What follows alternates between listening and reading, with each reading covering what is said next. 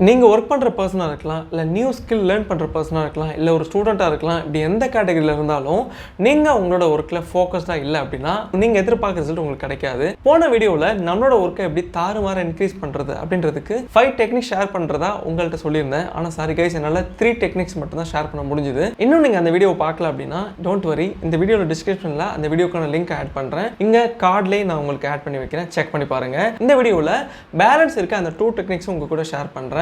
இந்த 2 டெக்னிக்ஸில் 5th சொல்ல போகிற டெக்னிக் ரொம்ப இன்ட்ரெஸ்டிங்காக இருந்தது எனக்கு. இது கண்டிப்பாக உங்களுக்கு இன்ட்ரெஸ்டிங்காகவும் ஹெல்ப்ஃபுல்லாகவும் இருக்கும்னு நம்புகிறேன். அதை மிஸ் பண்ணிடாமல் இருக்கிறதுக்கு இந்த வீடியோ எண்ட் வரைக்கும் பாருங்கள்.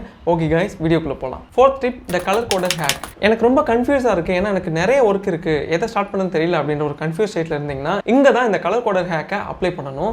அது என்னென்னா, உங்களோட கேலண்டரில் ஒரு பிளாக்காக செட் பண்ணி வச்சுக்கோங்க. ஃபர்ஸ்ட் பிளாக் நீங்கள் 10 to 12 PM வரைக்கும் ஒரு பிளாக் செட் பண்ணி வச்சுட்டீங்க. இந்த பிளாக்ல நான் இந்த ஒர்க் தான் செய்ய போகிறேன் அப்படின்னு ஒரு பிளான் பண்ணி வச்சுக்கோங்க. அந்த பிளாக்கு ஒரு கலரும் கொடுத்து வச்சுக்கோங்க, like blue colour, yellow colour, green colour ஏதோ ஒன்று கொடுத்து வச்சுக்கோங்க.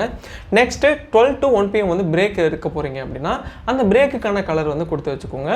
அகைன் நீங்கள் ஒர்க் ஸ்டார்ட் பண்ணுறதுக்கு அதுக்கு ஒரு டிஃப்ரெண்ட் கலர் கொடுத்துக்கோங்க, ஏன்னா அந்த பிளாக்ல நீங்கள் டிஃப்ரெண்ட் இன்னொரு ஒர்க் பண்ண போகிறீங்க. இப்படி நீங்கள் பண்ண வேண்டிய ஒவ்வொரு ஒர்க்குக்கும் ஒவ்வொரு பிளாக் செட் பண்ணி அதுக்கான கலர் கொடுத்து வச்சிட்டிங்க அப்படின்னா இந்த பர்டிகுலர் டைமில் நம்ம எந்த பிளாக்ல இருக்கோம் நமக்கு நல்லாவே தெரியும். ஸோ இந்த டைமில் நம்ம என்ன ஒர்க் பண்ணணும்னு நமக்கு கிளியர் ஐடியா இருக்கும். ஸோ அதில் மட்டுமே நம்ம ஃபோக்கஸ் பண்ணுவோம்.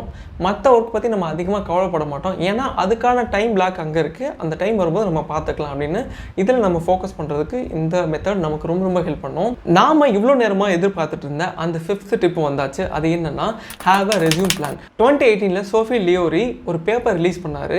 அந்த பேப்பரோட டைட்டில் என்னென்னா, interrupted task causes attention residue. Attention residue அப்படின்னா நாம் இப்போ ஒரு ஒர்க் பண்ணிட்டு இருக்கோம், சடனாக இன்னொரு ஒர்க்குக்கு மூவ் ஆகிறோம் அப்படின் போது நம்மளோட அட்டென்ஷன் கம்ப்ளீட்டாக இந்த செகண்ட் பண்ண போகிற ஒர்க்குக்கு மூவ் ஆகாது. ஆல்ரெடி பண்ணிட்டு இருந்த ஒர்க்கில் பாதி இருந்துகிட்டே இருக்கும். நம்மளோட ஃபுல் அட்டென்ஷன் ஒரு ஒர்க்கில் இல்லாதப்போ நம்மளோட ஃபுல் ஃபோக்கஸ்டாக அந்த ஒர்க்கை பண்ண முடியாது. இதை பற்றி தெரிஞ்சுக்கிறதுக்காக சோஃபி லியோரி 2 குரூப் ஆஃப் பீப்புள் எடுத்துக்கிட்டாரு. அவங்க 2 பேர்த்துக்கும் டாஸ்க் A டாஸ்க் B கொடுத்து பண்ண சொன்னார். ஃபர்ஸ்ட் குரூப் ஆஃப் பீப்புளை டாஸ்க் A பண்ணிட்டு இருக்கும் போதே இடையில இன்டர்ப்ட் பண்ணி டாஸ்க் B பண்ண வச்சாரு. செகண்ட் குரூப் ஆஃப் பீப்புளையும் டாஸ்க் A பண்ணிட்டு இருக்கும் போது இடையில இன்டர்ப்ட் பண்ணி டாஸ்க் B பண்ண வச்சாரு. ஆனால் இங்கே இவர் ஒரு சின்ன பிளான் கொடுத்தாரு இந்த குரூப்புக்கு. அதுக்கு என்ன அப்படின்னா, டாஸ்க் A பண்ணிட்டு இருக்கும் போது இடையில இன்டர்ப்ட் பண்ணி நீங்கள் டாஸ்க் B பண்ணுங்க. ஆனால் டாஸ்க் B ஸ்டார்ட் பண்ணுறதுக்கு முன்னாடி இந்த டாஸ்க் A ரெஸ்யூம் பண்ணுறதுக்கு மறுபடியும் வந்து ஒர்க் பண்ணுறதுக்கான ஒரு பிளானை செட் பண்ணி வச்சுட்டு டாஸ்க் B பண்ண ஆரம்பிங்க அப்படி சொன்னார். ஸோ இந்த பீப்புளும் டாஸ்க் A பண்ணிட்டு இருக்கும் போது இவர் எப்போ இன்டர்ப்ட் பண்ணாரோ அப்போவே அவங்க எங்கே ஒர்க்கை ஸ்டாப் பண்ணாங்க அதை நோட் பண்ணி வச்சுட்டாங்க. அவங்க திரும்ப எப்போ அந்த ஒர்க்கை வந்து ரிஸ்யூம் பண்ணணும் அப்படின்றதுக்கான ஒரு பிளானை செட் பண்ணி வச்சுட்டாங்க. செட் பண்ணி வச்சுட்டு டாஸ்க் B பண்ண ஆரம்பிச்சிட்டாங்க. ஃபைனலாக இந்த 2 குரூப் ஆஃப் பீப்புளும் அவங்களோட ஒர்க்கை கம்ப்ளீட் பண்ணிட்டாங்க. இந்த ரிசர்ச்சோட ரிசல்ட்டும் வந்துருச்சு. ரிசல்ட்டில் என்ன தெரிய வந்தது அப்படின்னா, இந்த செகண்ட் குரூப் ஆஃப் பீப்புள் அவங்க ஒர்க்கில் ஃபுல்லி ஃபோக்கஸ்டாக இருந்தாங்க.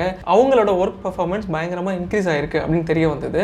இது எதனால் அப்படின்னா, இந்த second group of people task A பண்ணிட்டு இருக்கும்போது டாஸ்க் Bக்கு மூவ் ஆனாங்க. ஆனால் அப்படி டாஸ்க் Bக்கு மூவ் ஆகிறதுக்கு முன்னாடி டாஸ்க் Aயை திரும்ப வந்து கண்டினியூ பண்ணுறதுக்கான ஒரு ரெஸ்யூம் பிளான் செட் பண்ணி வச்சுட்டு தான் டாஸ்க் Bக்கு மூவ் ஆயிருக்காங்க. அவங்க பண்ண இந்த ரெஸ்யூம் பிளான் அவங்களோட ஃபுல் அட்டென்ஷனையும் டாஸ்க் Bயில் போட்டு அந்த ஒர்க்கை சூப்பராக பண்ணுறதுக்கும் அண்ட் திரும்ப வந்து டாஸ்க் Aயை கண்டினியூ பண்ணுறதுக்கும் ரொம்ப ஹெல்ப்ஃபுல்லாக இருந்தது. இந்த டெக்னிக் ஏர்னஸ்ட் ஹெமிங்வே அப்படின்ற ஒரு மிகப்பெரிய புக் ரைட்டருக்கு அவரோட நிறைய புக்ஸை கன்சிஸ்டண்டாக எழுதி முடிக்கிறதுக்கு ரொம்ப ஹெல்ப் பண்ணியிருக்கு. இவர் என்ன பண்ணுவார்னா, புக் எழுதிட்டு இருக்கும்போது சடனாக இன்னொரு ஒர்க் வருது அப்படின்னா அவர் அந்த பேராவை கம்ப்ளீட் பண்ணி முடிச்சுட்டு போக மாட்டார், இல்லை அவர் எழுதிட்டு இருக்க சென்டென்ஸை கம்ப்ளீட் பண்ணி முடிச்சுட்டு போக மாட்டார். இடையில ஒரு வேர்டில் விட்டுட்டு போயிடுவார். ப்ளஸ் அதுக்கான ரெஸ்யூம் பிளானும் செட் பண்ணி வச்சுட்டு போயிடுவார். ஸோ அவர் அந்த ஒர்க்லாம் முடிச்சுட்டு திரும்ப இங்கே எழுத வரும்போது அவர் எந்த இடத்துல விட்டாரோ அதுலேருந்து திரும்ப கண்டினியூ பண்ணுறதுக்கு இந்த ரெஸ்யூம் பிளான் ரொம்ப ரொம்ப ஹெல்ப்ஃபுல்லாக இருந்திருக்கு. இந்த டெக்னிக் ட்ரை பண்ணி பாருங்கள், கண்டிப்பாக நம்மளோட ஃபோக்கஸ் இன்க்ரீஸ் ஆகிறதுக்கு ரொம்ப ரொம்ப ஹெல்ப் பண்ணும். ஸோ கைஸ், இதெல்லாம் தான் நம்மளோட ஒர்க்கில் ஃபோக்கஸ் இன்க்ரீஸ் பண்ணுறதுக்கு நான் லேர்ன் பண்ண டெக்னிக்ஸ். இது கண்டிப்பாக உங்களுக்கு வேல்யூபிளாக இருந்திருக்கும்னு நம்புகிறேன். ஸோ இந்த மாதிரி யூஸ்ஃபுல்லான வீடியோஸை மிஸ் பண்ணாமல் பார்க்குறதுக்கு மறந்துடாமல் இப்போவே பாலா இட்ஸ் மீ சேனலுக்கு சப்ஸ்கிரைப் பண்ணிக்கோங்க. ஓகே கைஸ், நெக்ஸ்ட் வீடியோவில் பார்க்கலாம். பாய்.